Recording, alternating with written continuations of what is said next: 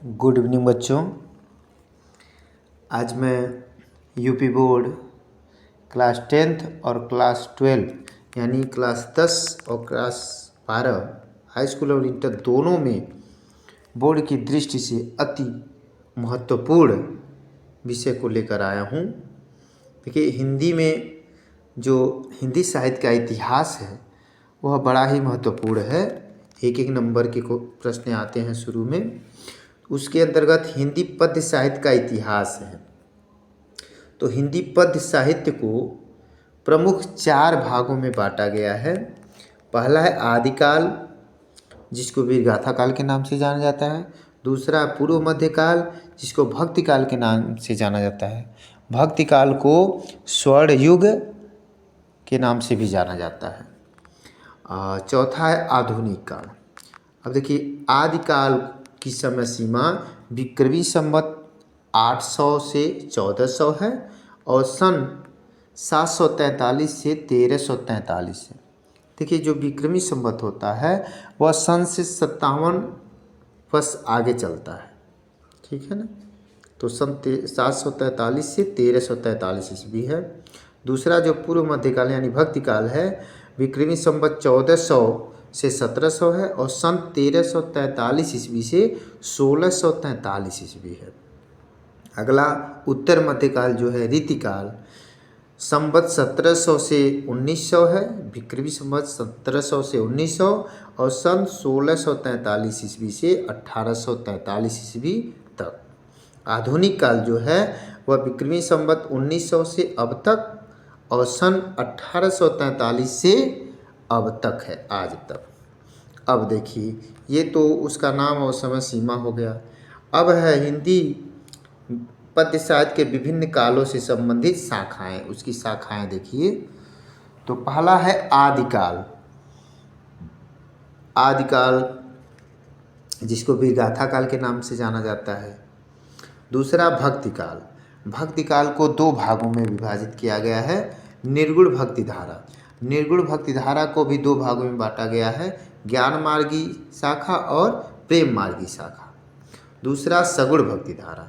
सगुण भक्ति धारा को भी 2 भागों में विभाजित किया गया है। पहला राम भक्ति धारा, दूसरा है कृष्ण भक्ति धारा, ठीक है। तीसरा है रीतिकाल। रीतिकाल को भी 2 भागों में विभाजित किया गया है, रीतिबद्ध काव्य और रीतिमुक्त काव्य। चौथा है आधुनिक काल। आधुनिक काल को 6 भागों में विभाजित किया गया है।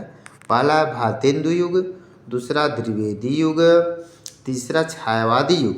छायावादी युग को शुक्ल युग के नाम से भी जाना जाता है। चौथा प्रगतिवादी युग, पांचवा प्रयोगवाद और नई कविता का युग, ठीक है ना। ये 6 हो गए। अब देखिए, जो आदिकाल है, आदिकाल के कुछ प्रमुख कवि और उनकी रचना देख लीजिए। जैसे चंदबरदाई, एक कवि हैं चंदबरदाई, इनकी रचना पृथ्वीराज रासो। ऐसे ही हैं दलपति विजय कवि हैं, उनकी रचना है खुमान रासो, ठीक है ना। ऐसे भक्ति काल में आते हैं, आप लोग चाहें तो लिख सकते हैं। आदिकाल के जो प्रमुख कवि चंदबरदाई, उनकी रचना पृथ्वीराज रासो। दलपति विजय, उनकी रचना खुमान रासो। भक्ति काल में जो निर्गुण भक्ति धारा है, इसके अंतर्गत जो ज्ञान मार्गी है, ज्ञान मार्गी को संत काव्य धारा के नाम से भी जाना जाता है। इसके जो प्रतिनिधि कवि हैं वह हैं कबीरदास जी, ठीक है ना। कबीरदास की रचना साखी शबद और रामायणी है, ठीक है ना। अब संत काव्य धारा के कुछ और भी कवि हैं, जैसे रैदास जी हैं, नानक जी हैं, ठीक है ना। अब आइए प्रेम मार्गी। प्रेम मार्गी धारा के जो प्रतिनिधि कवि हैं वह हैं मलिक मोहम्मद जायसी जी। इनकी प्रमुख रचना है पद्मावत, ठीक है ना। अब देखिए, प्रेम मार्गी के प्रमुख कवि मलिक मोहम्मद जायसी हो गए, जिसकी रचना पद्मावत है, ठीक है ना। अब देखिए, अब अगला जो है, आप आ जाइए सगुण भक्ति धारा। सगुण भक्ति धारा में जो राम भक्ति धारा के प्रतिनिधि कवि हैं वह हैं गोस्वामी तुलसीदास। इनकी रचना है रामचरितमानस है, ठीक है ना, कवितावली है, दोहावली है, विनय पत्रिका है, गीतावली है, ठीक है ना।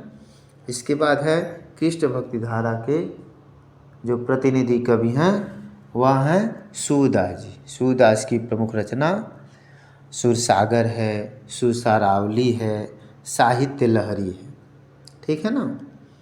अब आइए रीतिकाल की कवि। रीतिकाल को दो भागों में बांटा गया, पहला रीतिबद्ध काव्य, दूसरा है रीतिमुक्त काव्य। तो रीतिबद्ध काव्य धारा के जो कवि हैं वह है पद्माकर हैं, ठीक है ना, महाकवि भूषण हैं, केशवदास जी। केशवदास की रचना है रामचंद्रिका, ठीक है ना। भूषण की रचना है शिवा शौर्या, ठीक है ना। अब देखिए ये हो गए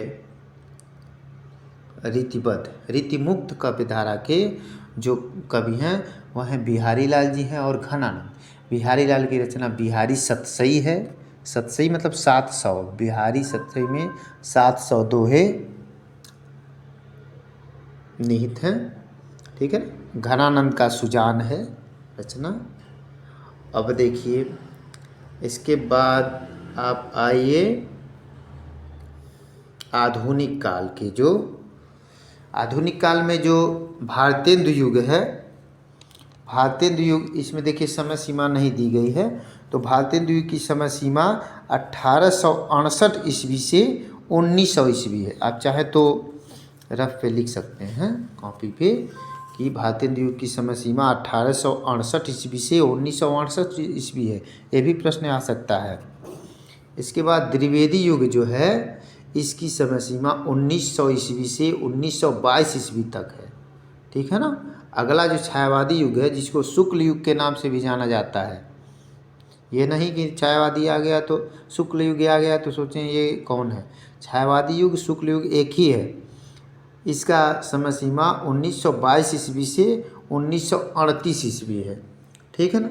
अगला जो है प्रगतिवादी युग है, इसकी समय सीमा 1938 ईस्वी से 1947 ईस्वी है, ठीक है ना। और जो प्रयोगवाद और नई कविता का युग है इसकी समय सीमा 1947 से अब तक, आज तक, ठीक है ना, 1947 से आज तक है। अब देखिए कुछ इनके भारतेंदु युग के जो प्रमुख कवि हैं वह भारतेंदु हरिश्चंद्र जी हैं। देखिए भारतेंदु युग भारतेंदु हरिश्चंद्र के नाम से ही पड़ा, ठीक है ना, इसलिए इस युग का नाम भारतेंदु युग पड़ गया। अब चलिए इसके बाद अब अगले टॉपिक पे आएंगे। अब इसमें आधुनिक काल के जो रचनाएं हैं, लेखक कवि हैं, इसके बारे में हम कल चर्चा करेंगे। तब तक के लिए नमस्कार, शुभ रात्रि, धन्यवाद। और प्लीज़ आप लोग हमारे चैनल को सब्सक्राइब कीजिए, क्योंकि सब्सक्राइब नहीं करेंगे तो पढ़ नहीं पाएंगे, नोटिफिकेशन नहीं मिलेगा। और मैं पूरी गारंटी के साथ कहता हूँ कि परीक्षा उपयोगी अत्यंत महत्वपूर्ण प्रश्नों को हल कराऊंगा, ठीक है ना। इसलिए और मैं हाई स्कूल का संपूर्ण सिलेबस भी पढ़ा दूंगा 2 महीने में, 2 महीना काफ़ी है। तो इसलिए मेरे चैनल को सब्सक्राइब कीजिए, लाइक कीजिए, शेयर कीजिए, कमेंट कीजिए। धन्यवाद।